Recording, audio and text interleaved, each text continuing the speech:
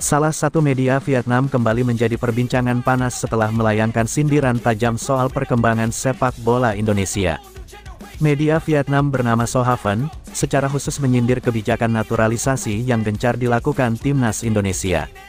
Tak tanggung-tanggung, media Vietnam tersebut menganggap kebijakan naturalisasi Timnas Indonesia sebagai cara instan agar bisa berbicara banyak di Piala Asia 2023. Apalagi Timnas Indonesia berada dalam satu grup yang sama dengan Vietnam di Piala Asia 2023, awal Januari mendatang.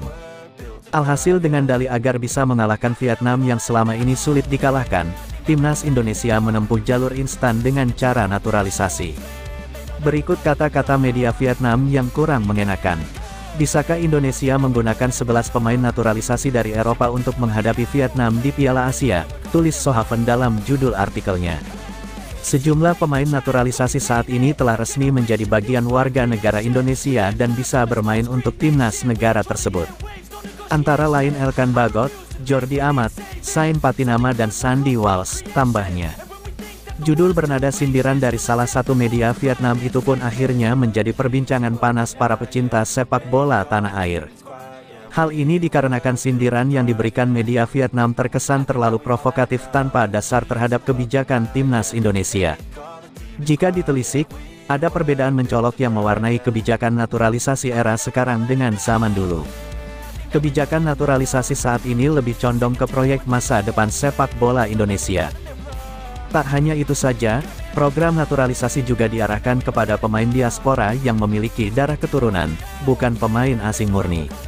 Lebih lanjut, pemain naturalisasi yang diincar Timnas Indonesia juga memiliki level berbeda dibandingkan pemain lokal saat ini. Terlepas dari sindiran tajam yang dilayangkan salah satu media tetangga tersebut, media Vietnam seakan menjilat ludahnya sendiri. Hal ini mengingat Philippe Troussier selaku pelatih Vietnam sempat mewacanakan bakal aktif memperkuat timnya dengan menghadirkan pemain keturunan, atau biasa disebut pemain naturalisasi.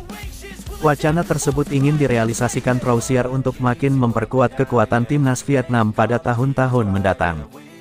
Jika kami ingin meningkatkan level Vietnam, kami harus melakukan banyak pekerjaan, latihan saja tidak cukup, ujar Philippe Troussier dilansir Soha. Dengan sistem kompetisi dalam negeri, pemain perlu diperbanyak bermain, itu akan membantu mereka meningkatkan diri. Sumber daya kedua yang bisa meningkatkan kualitas tim adalah pemain Vietnam yang berada di luar negeri.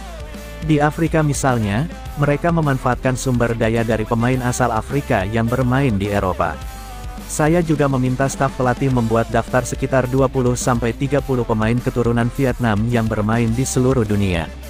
Jika ditelisik lebih mendalam, apa yang disampaikan Troussier seakan mengadopsi langkah yang sejauh ini gencar dilakukan Timnas Indonesia.